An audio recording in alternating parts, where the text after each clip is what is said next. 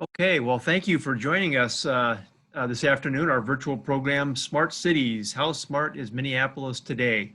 We're going to get started with the program here just in a moment, but if we could maybe ask you to respond to these poll questions as we're gathering, and we'll share these results in a moment. These are all anonymous responses, so please take a minute to take a look at the poll and give your response, and we'll share the results just as we get going.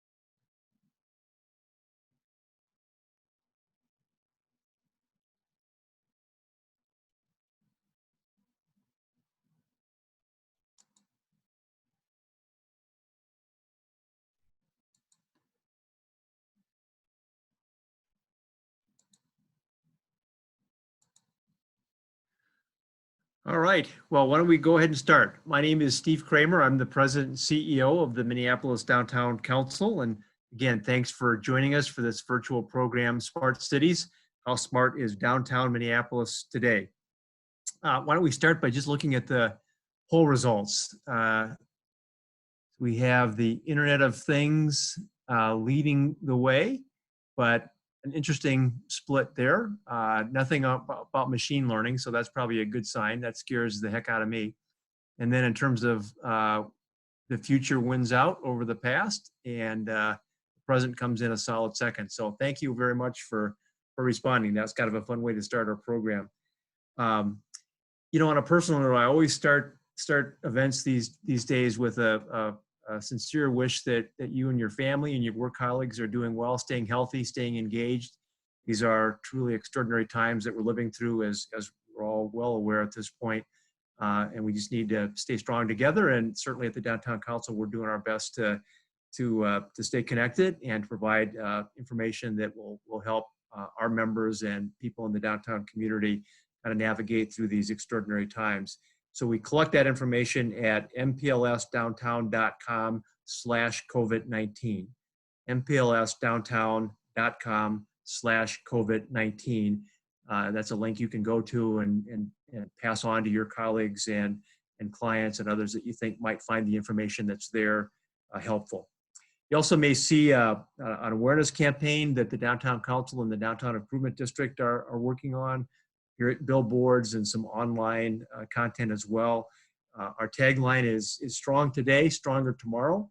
Those are words that we very much believe in and want to live with you, because we know that while there will be some impact, obviously, of this economic dislocation that comes along with COVID-19, we will build back from whatever that new baseline turns out to be, and we'll do it together. So strong today, stronger tomorrow. Very much want to live those words with you.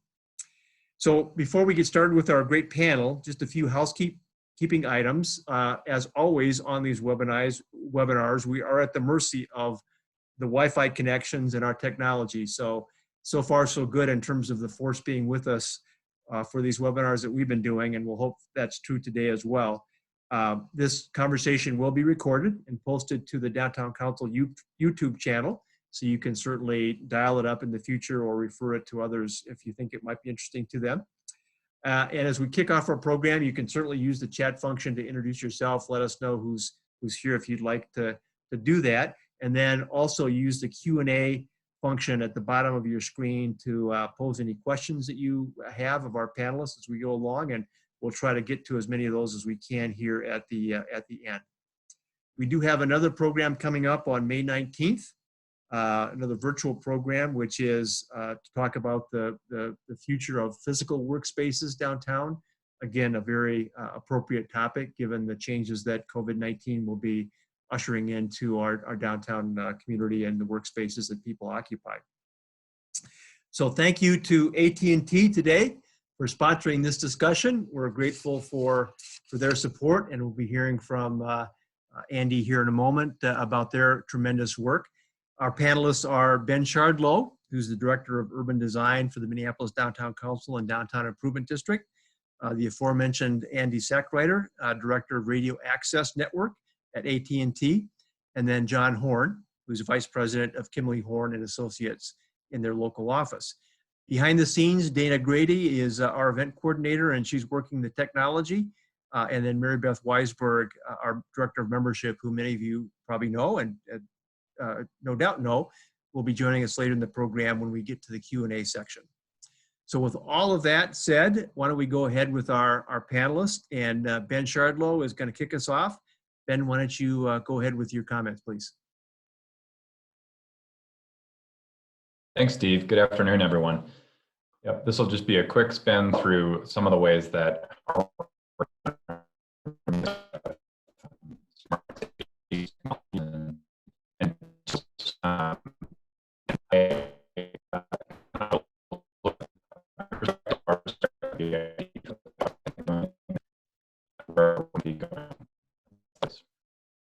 Ben, we're having trouble with your audio. That sounded better. You want to try it again? That sounded better. Good. All right. We'll see if words sound good too. So yes, and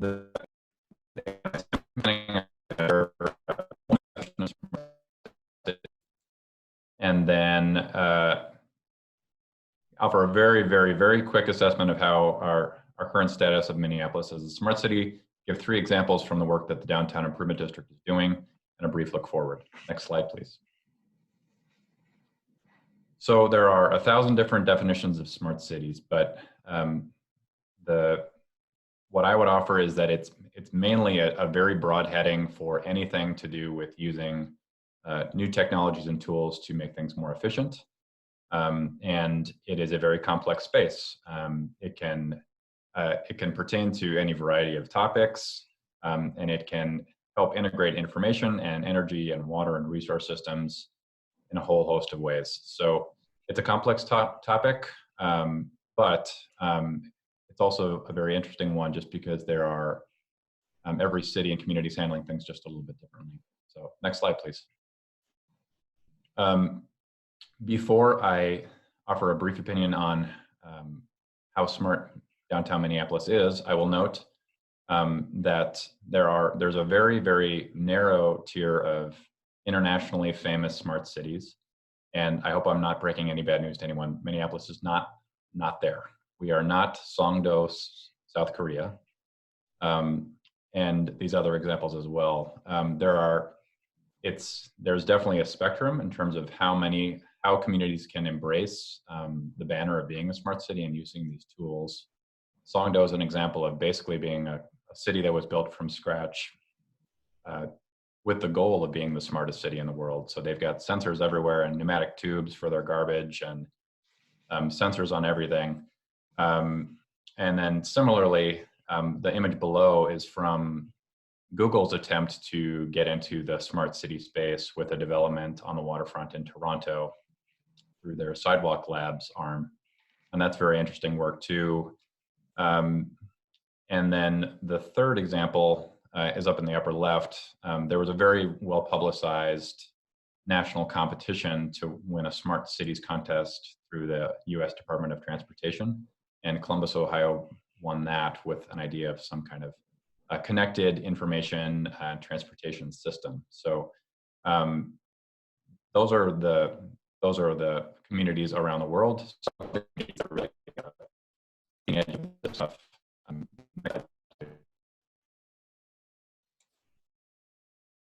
So that isn't us, but we're no slouches. We're on the map. We're getting smarter on the time. On this one recent example of tracking the smartest cities in the world, we factored into the top 100 as a proactive city. And I think you can hardly scrape the surface in any sector of our partners and organizations that are working in downtown to see that technology is really changing the way that business is done, especially if you compare how we're doing now to any example 5 years ago. Next slide, please. So briefly, the three examples I wanted to share. One is when you think of our efforts to make downtown a greener place, you probably wouldn't think of technology and sensors, but they're actually emerging as pretty important tools for us to get the outcomes that we want with more efficient use of resources. So this is a picture of some of the infrastructure that's below ground on Nicollet. We've got a state-of-the-art irrigation system that is designed to deliver water to the root systems right where they need it, depending on how much the root system has grown. We're complementing that with some prototype soil sensors throughout the rest of downtown to learn more about factors like soil chemistry and temperature and how that's influencing the outcomes we want. And in the future, those data sources could speak directly and be coordinated with other sensors that we have downtown pertaining to other resources like air quality. And we're carefully tracking all this through increasingly robust databases of the greenery elements that we have downtown. And the image you see in the bottom right there is the information from the sensors we have on Nicollet telling us how much water has been provided and how that is affecting the water content of the soil. Next slide, please. Second example that a general visitor to downtown would not be familiar with is if you're familiar with seeing our ambassadors walking around downtown in the green and blue, you might not be aware that essentially all of their services to welcome visitors, offer hospitality resources, clean surfaces downtown, give directions, all of those incidents get logged into a system, and we track that by location. So we have really robust data looking at how we deliver our hospitality services downtown. And we complement that with a special resource for our livability team, which is what the image you see here on the screen, where everyone who's working downtown, not just our staff, but other groups that are funded to do outreach to people experiencing homelessness or youth or any population of concern, we've offered this software system so that we at any moment know who is out on the street. Incidents get logged in real time, and we know how quickly they're resolved, what the resolution is, and all those things. So that is a tool that's only been in use for the last couple of years, and it's really made a lot of our work more precise in understanding how many of these incidents happen and how quickly they can be resolved. Next slide, please. Then before we go to the next slide, somebody asked how the sensors are powered. The sensors are powered with electricity. They're electrical, they're hardwired below the surface. That would be for the Nicollet sensors. The other soil sensors I mentioned are completely self-contained with battery power. So those are a newer technology, but it's important to note that when you're putting things underneath huge panels of concrete, they need to be you can't go and change them on the fly. So hardwiring was the solution on Nicollet. The third point that I'm going to raise just very quickly, because I know John Horn is going to speak to this in his section too, but transportation is one space where smart cities technologies are really exciting and making a big difference. The example I have here on the top is US Bank Stadium. Again, if you've been to an event at US Bank Stadium, you might not even be aware that they're using technology to make sure that their visitors can get to the stadium easily with a minimum of traffic congestion. And one way that they do that is when you buy your tickets, it can tell from your credit card where your likely home address is, and that you are guided to have the option to pre-book parking at a parking ramp that will create minimal traffic for you and less congestion for everyone else.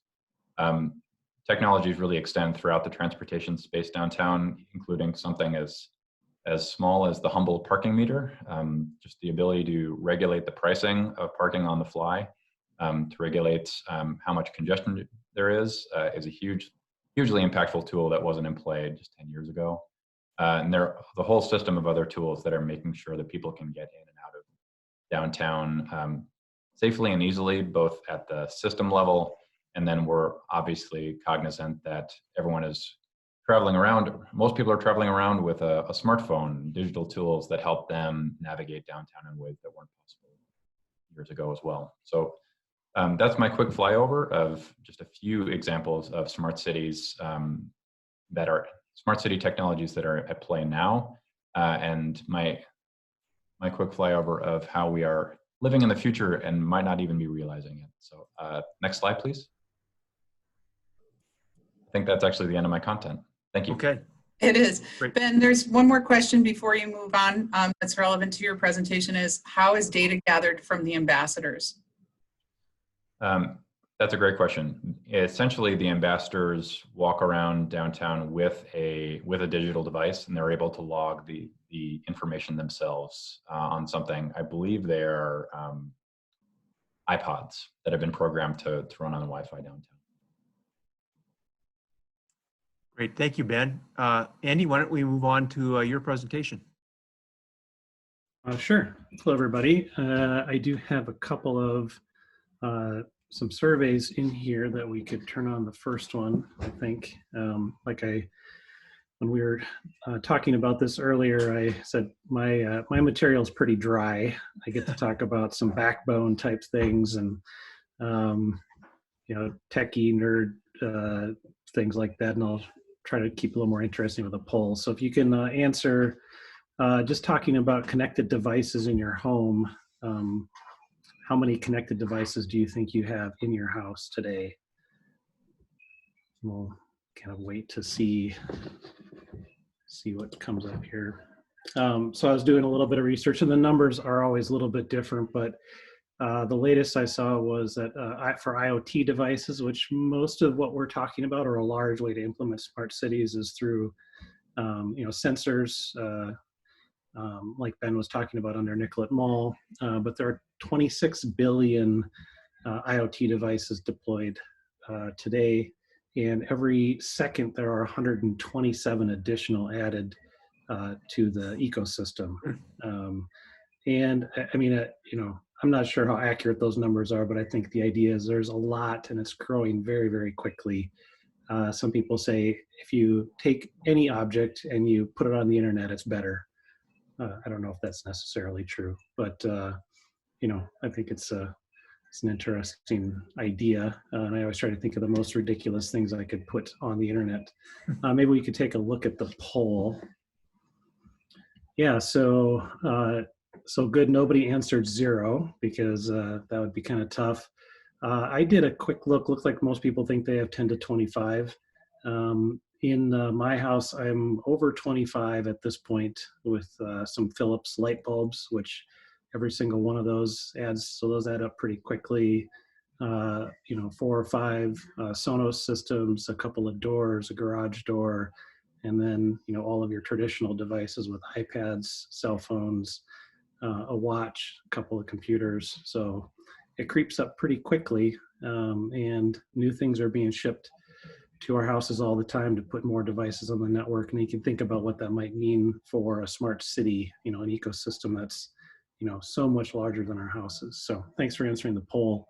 We can go to the next slide here.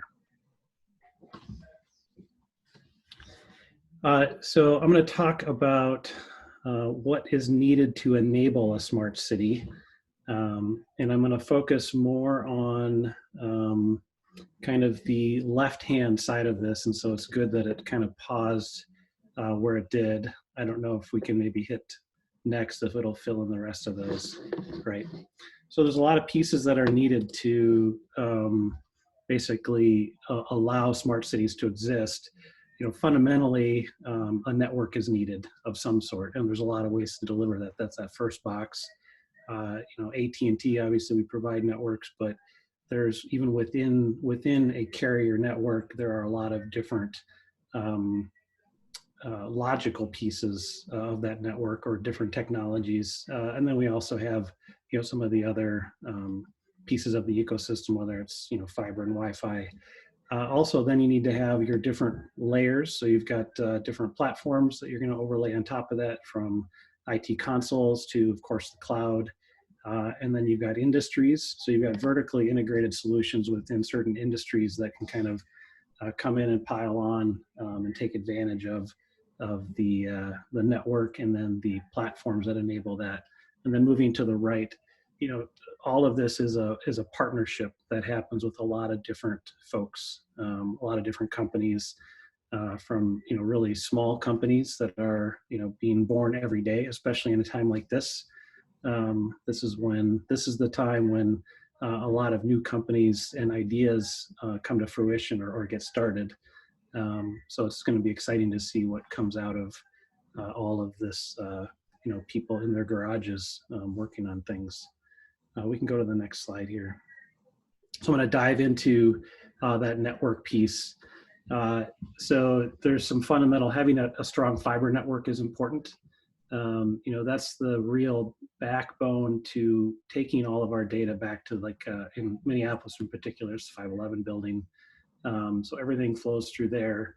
We have a lot of providers for fiber within the Twin Cities and in Minneapolis proper. So there is a lot of opportunity to grab onto different types of fiber. 4G LTE is kind of the wireless technology, the most mature one that's out there today from a carrier standpoint. Obviously, there's Wi-Fi too. Wi-Fi doesn't have as much security aspects to it, so you have to kind of layer that on. But some of the carrier technologies, whether it's 4G, and then when we get all the way to the right, we're hitting 5G. In the middle there, I'm going to talk a little bit also about the Internet of Things logical channels that we have. So there's a number of different ways to enable IoT. Some are resident on our current network, and others are, you know, they exist more or less by themselves in their own ecosystem, and then they just need to connect. And there are different issues with those. I won't go into a lot of detail on that. I thought it's interesting. I'm kind of a lazy slide maker, and I grab slides from other presentations. So this one had satellite in it, and I was going to kind of dismiss this. And then the other night, if you've been out in the night and looked at the night sky, you can see Elon Musk's satellites growing all the time. So, you know, it could be actually a viable connection option in some cases, probably in cities, not so much. But when you're thinking about how to interface into rural environments, then the last bucket there is 5G. So I'll talk about that a little bit too, because that's obviously the kind of the biggest buzzword for a lot of different reasons lately. But it's what the carriers are talking about, and the technologists are really interested to get 5G, you know, rolling into our networks. We can go to the next slide here. So from an IoT standpoint, there are AT&T and other carriers have a couple of logical channels that ride on top of our networks, enabling LTE-M and narrowband IoT or NB-IoT. And these are deployed nationwide on licensed spectrum. The nice thing with these technologies is that it's a dedicated channel, so you're not competing with other assets in terms of, you know, somebody doing watching YouTube on a city Wi-Fi or something like that. It also comes with a lot of security. It's out-of-the-box connectivity, so you turn it on and it connects to the network right away without having to do any, you know, a lot of authentication through a third party.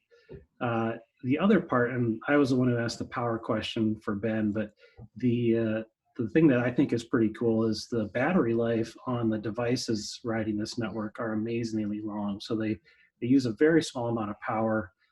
They're squishing a lot of their signal down into a narrow band, which allows you then to get better propagation. So you can be like in a basement or in a subway or underneath concrete, for example. And it can be battery powered for anywhere from 2 to 10 years, which is an amazing thing.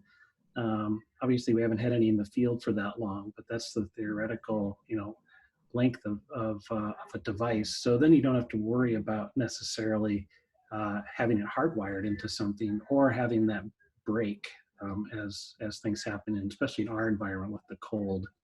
And then obviously cost is a big deal, right? So if we can lower the cost on sensors and IoT devices, then it makes it easier to roll some of these technologies out. So I just wanted to touch on that. So there's other good IoT enablers out there, or network options, but these are two that are available today. They've only rolled out in the last couple of years, but it's when we're talking about enabling billions of devices, the technology and the network is there today to do it. We go to the next slide. Wanted to touch on 5G for sure, just to make sure people understand what it is. This is another opportunity for people to see if they're paying attention or not. So there's another survey up. 5G is so cool. I can't wait because, and then you can fill in your answer there. I think from a technology standpoint for me, and I've been doing this for over 20 years now, so I've seen the migration from all the way from amps or 1G when I started with AT&T to now rolling out 5G.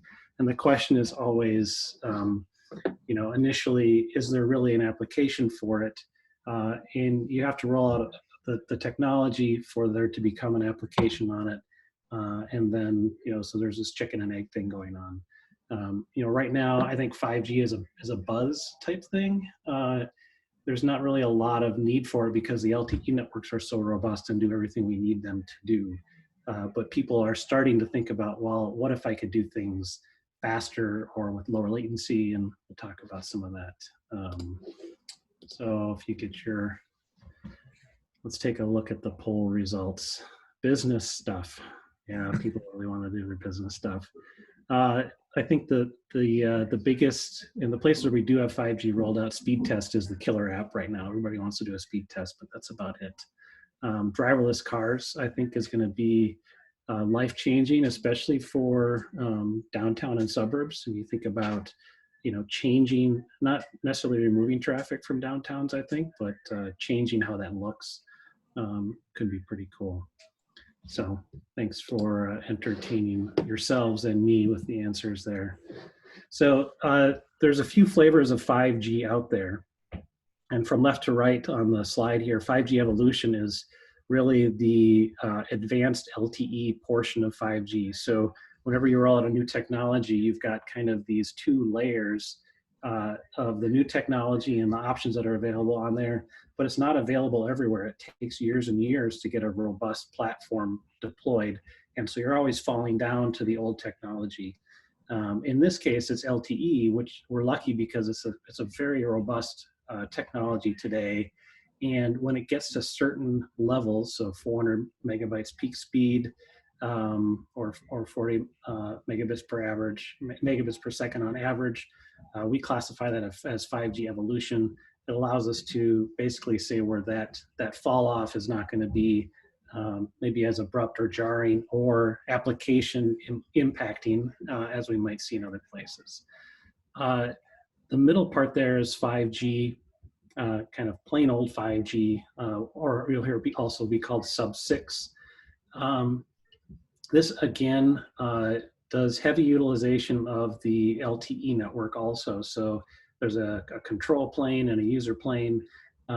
This is a lower band technology, so it propagates further and better. You'll see in-building penetration and wide coverage in more rural areas. And this is being deployed nationwide, and we'll start to see these areas turning up in the first half of this year. We've already turned up several in Minnesota, Duluth, St. Cloud, down in the Mankato area. So we're kind of circling around the Twin Cities here, and we'll see, probably some 5G presence in the Twin Cities by the end of the year here also. And then the one on the right is 5G plus. This is millimeter wave, and this is kind of this is, I think, what people think of when they think of 5G.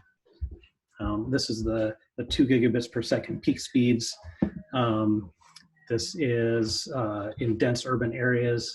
This is also what you see deployed on light poles. The footprint of this is extremely small. Literally, only hundreds of feet from a node. So the frequencies are very high, or a millimeter wave, and they don't propagate through buildings, but they can be a great experience at, for example, it's deployed on multiple carriers networks outside of US Bank Stadium in the plaza there. That was kind of an initial deployment area. So you can get those peak gigabit speeds out there. We've pulled down 1.5 in real world on the plaza.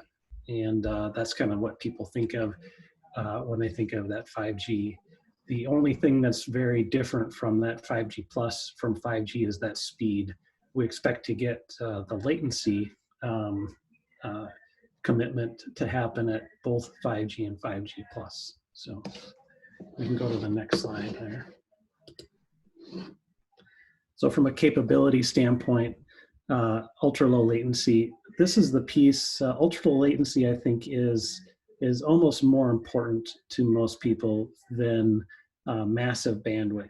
You know, we have very reliable bandwidth today on the technology we have with LTE or over Wi-Fi or a lot of other technologies. But this latency is a key to being able to,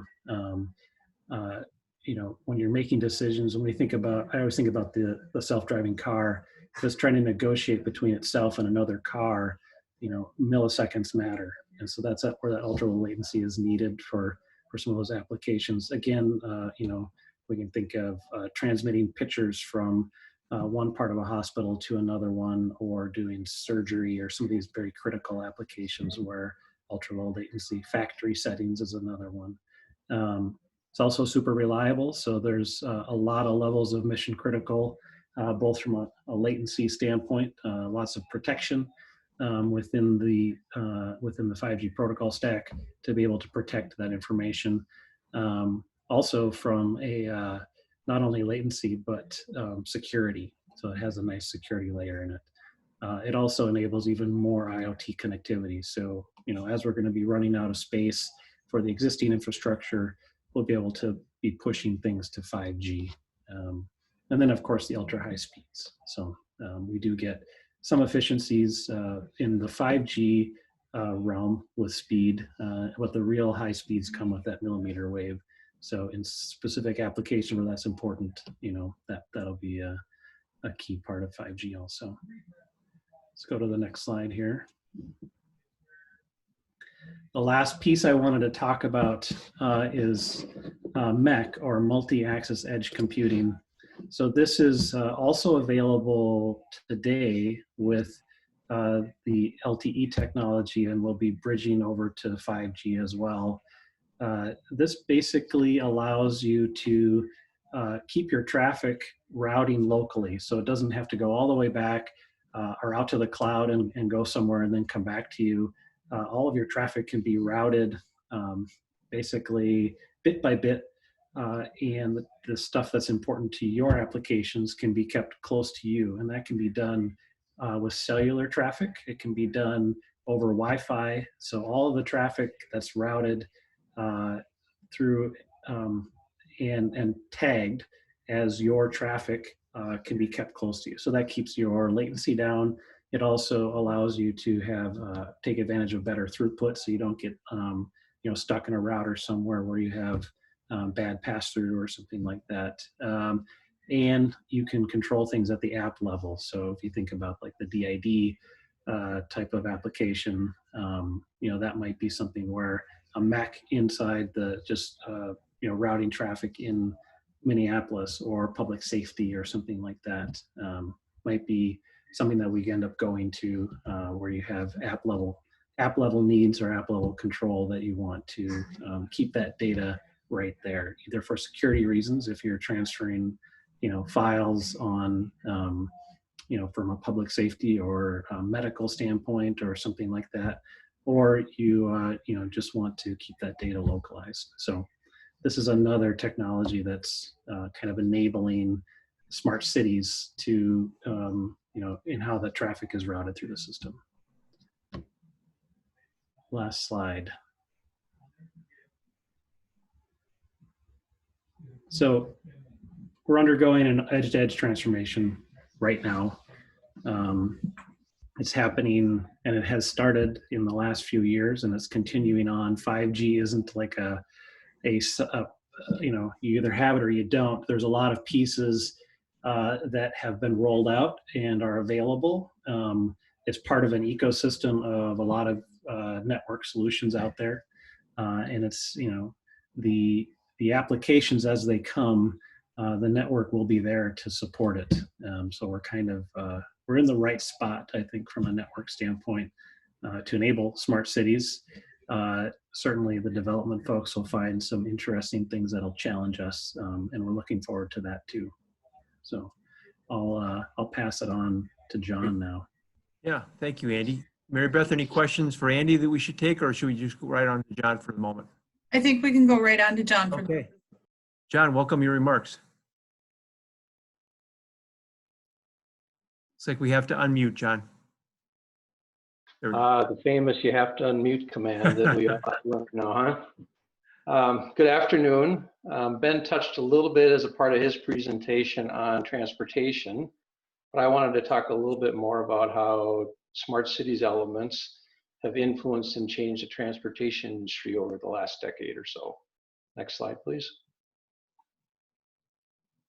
So Ben provided the Wikipedia definition of a smart city, but from a transportation perspective, smart city is an innovative city that uses data, technology, and creativity to shape how people and goods are moved. So it's basically moving people and goods faster, safer, cheaper, and cleaner. Next slide.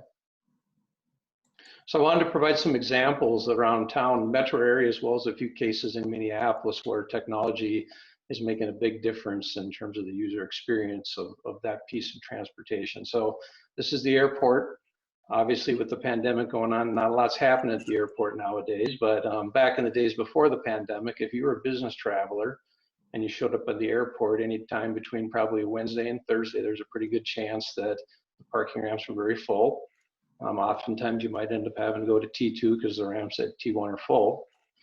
MAC, as a part of their parking and revenue control system, implemented a system to basically be able to track parking usage at various levels at the parking ramps and to be able to direct people to find open parking spaces. So basically there's a series of detector loops that are within the pavements and the ramps to track the coming and going of cars and allow people to identify locations where parking is available. And not only can you use that technology when you arrive at the airport when you're looking for parking, but actually you can fire it up on your phone at home before you leave and say, hey, you know, help me understand how the parking ramps at the airport at our capacity.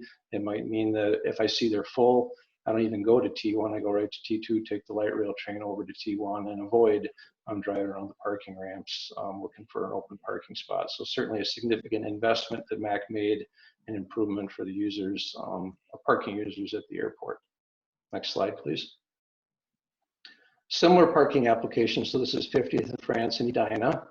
Edina's issue was that they had both a wayfinding issue. People weren't necessarily finding all the parking that was available at 50th in France. And then they're also having problem with circulation where people were trying to drive from ramp to ramp, trying to find parking, and it was causing traffic congestion. So Edina implemented a wayfinding system on both hard, just sign panels as well as electronic signs to help direct people to find open parking. Identify where that parking was available, which ramp had those spaces available, and it cut down significantly on the amount of congestion and the amount of circulation that was happening within the 50th and France district, just trying to find open spots for parking. Next slide, please. So the 35W bridge, most people probably don't realize how smart the 35W bridge was. It was built back in 2008. And when the bridge was built, they installed a series of sensors within the bridge that basically measure a number of structural components of the bridge just to help understand how that bridge is performing. So they're looking at strain, they're looking at loading, they're looking at temperature, they're looking at any corrosion related issues. So there's sensors within the bridge that allow the Department of Transportation to be able to monitor that bridge and just understand how it's performing. So that's very much an engineering, very much an engineering perspective. In addition, there's the automated lighting system that happens. So it's a Vikings game, and it can be lit up in purple during various holidays. There's an automatic lighting system to be able to decide what colors they want to have the bridge be. And then probably one of my favorite parts of the 35W bridge design is there's actually an automated de-icing system that's on the bridge. So there's sensors within the pavement on the bridge. They're able to detect the temperature of the pavement, identify when icing could occur. There's actually an automated de-icing system that's in place on the bridge, almost like an irrigation system, a series of spray heads that can go in and apply de-icing chemicals on the bridge before it becomes an issue. It's really important from a couple of different perspectives. Cuts down on maintenance activities, allows chemicals to be applied at the most opportune time, which allows the amount of de-icing chemicals to be applied to be minimized, which is very important from an environmental perspective, because de-icing chemicals aren't necessarily the most friendly on the environment. So it's saving on maintenance efforts. It's applying chemicals when they can be applied the most safest, as well as be able to reduce environmental impacts. Next slide. So the MnDOT freeway system, there's a number of these changeable message signs around town. And if you pay attention to those, sometimes it's incredible how well they can predict the need for traffic issues, how long travel time is from location to location. So there's basically a regional traffic management center, which is the picture in the lower left-hand corner of the slide that actually sits in Roseville. So it's basically the brains of MnDOT's operation. So there's people that sit within that traffic management center and monitor activities on the Metro freeway system. Just to give you some sense of how exactly that works. There's thousands of pavement sensors within the Metro freeway system to be able to detect how traffic is moving. There's cameras, and I think there's up to about 200 of these changeable message signs now within the Metro freeway system to be able to direct people around traffic incidents, to be able to identify travel times, to basically be able to allow people to use capacities available within the system instead of continuing to clog congested freeways. So very much an important part of MnDOT's system. And if you're a transportation geek like myself, it's amazing if it says it takes you 10 minutes to get to 35W and actually you were to time that, it's incredible how accurate that system often is. Next slide. Minneapolis specific application. So this is Hennepin Avenue downtown, currently under reconstruction from Washington to 12th. This is a graphic that was prepared to help stakeholders understand all the complications associated with reconstructing a downtown Minneapolis street. So this is basically a cross section if you slice through the street, and to help you understand all the things that happen below the pavement. People sometimes ask, well, why does it take so long to rebuild a downtown street? It doesn't seem like it's that complicated. But if you look at all the things that are happening below the roadway surface, it doesn't make a ton of sense to reconstruct a roadway underneath a bunch of utilities that are deteriorating and need to be replaced. So in most cases, when a street's reconstructed, all the underground infrastructure is replaced as well. If you look at this graphic, it actually says communications in 4 different locations. So in addition to gas, electric, sanitary sewer, water main, all the typical utilities, communications is growing in terms of being a significant part of the coordination efforts of these downtown city streets. In addition to Andy's company, I think there were 16 different private communication companies that were coordinated with on the Hennepin Avenue project, which if you think back to 10 years ago, and Andy, I don't know how many communications companies there were at that time, but certainly as we're doing these projects, it's a very significant part of the planning to make sure we're addressing all the various communications needs and utility needs as a part of these roadway projects. Next slide, please. So I'm sure many of you have the Minneapolis parking app. Certainly a significant improvement over trying to find an open parking spot in downtown Minneapolis. I think there's around 8,000 on-street parking spaces in Minneapolis, and the convenience of being able to go from your phone, help to identify where parking's available. If it's raining out, you don't have to get out and plug a meter or even swipe a credit card. You can basically pay from your car. Go into a meeting, maybe the meeting's running long and you have the ability to pay additional money to keep your meter active. A very significant improvement investment in the downtown parking system. Next slide. And Ben touched a little bit on some of these as well. Other elements of the downtown system that really fall under the smart category. Ben mentioned the interconnected traffic signals, so that traffic signals on 4th, for example, are all interconnected. You're not hitting a red traffic signal at every intersection. There's cameras downtown to be able to monitor activities with the two significant transit lines that are running through downtown, the green line and the blue line, the ability to coordinate transit signal priority with the downtown traffic signals and coordination between the city and Metro Transit. And then in addition to the on-street parking, there's a number of parking ramps downtown Minneapolis, and parking at those facilities similar to the airport at 50th and France can also be monitored to help understand availability of parking in the downtown area. So a number of elements that have happened, and as I said, the last decade or so, significant changes have happened in our industry and have really improved the user's experience, under the category again of moving people and goods faster, safer, cheaper, and cleaner. A number of investments have been made to allow us to be able to improve our transportation system.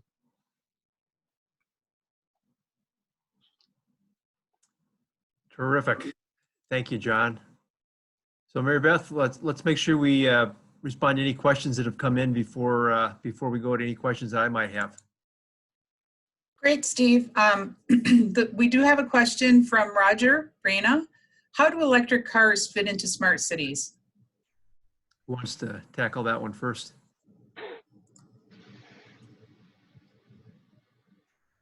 Looking to you, John.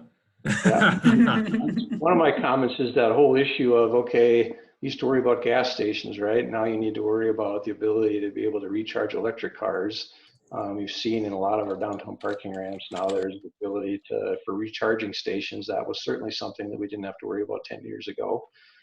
So I'd say that, that's a big part of it. And probably in the transportation industry, and this came up a few times during our presentation, the whole question of autonomous and connected vehicles. And how far is that into the future? If you think about some of the automotive technologies that have happened in the last 5 years, the ability to detect backup cameras, the ability to detect things from the side of the vehicle, when you're backing up in a vehicle, there's just a lot of safety technologies that have happened over the last 5 years, and I think the automotive industry will continue to change. And if you talk to experts in the field, the whole question of when are we going to have autonomous vehicles? It ranges. There's people that are very optimistic it'll be sooner. Other people are more pessimistic.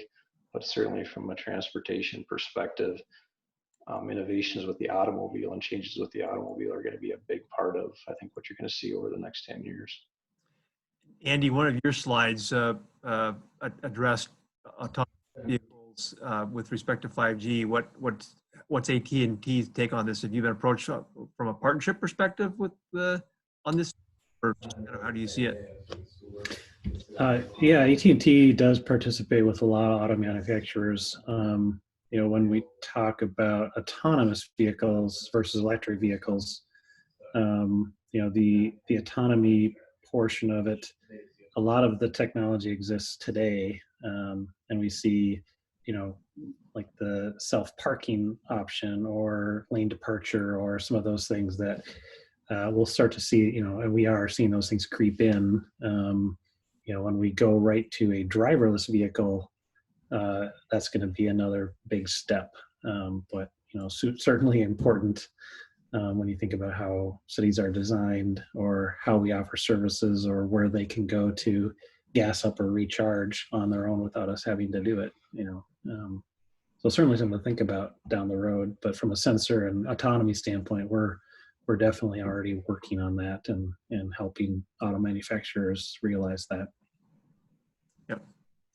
Looks like we had a couple other questions come in. Mary Beth, do you want to tick them off? I do. Yeah, Adam Barrett is asking, are smart city technologies implemented in overseas markets for health wellness, including but not limited to COVID-19, that could migrate into the USA and Minnesota?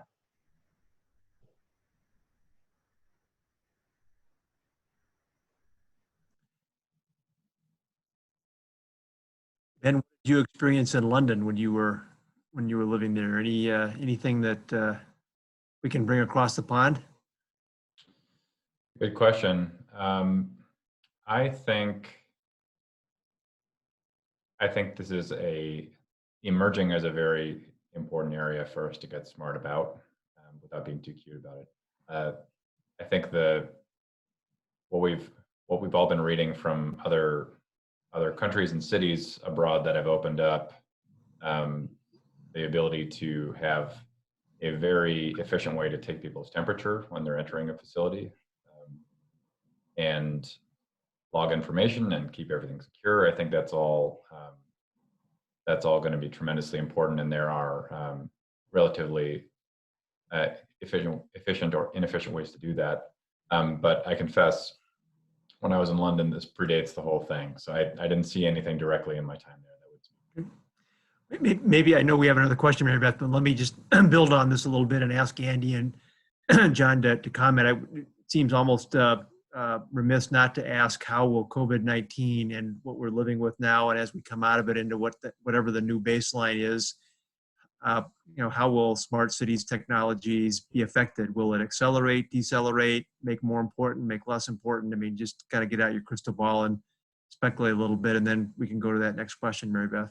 John, do you have an opinion about that? Yeah, probably from the transportation perspective, we're seeing in particular construction projects right now able to be accelerated because there's just fewer cars on the road. So the question is the working from home piece of things, is that going to change things moving forward? And are we ultimately, as an outcome of this process, even when people are back to work, are we going to see more people working from home, less congestion on the metro freeways, and more capacity? I think there's a good chance that we could see some of those things. It's just going to be interesting to see how we come out of the current situation we're in, and how that may change how businesses operate.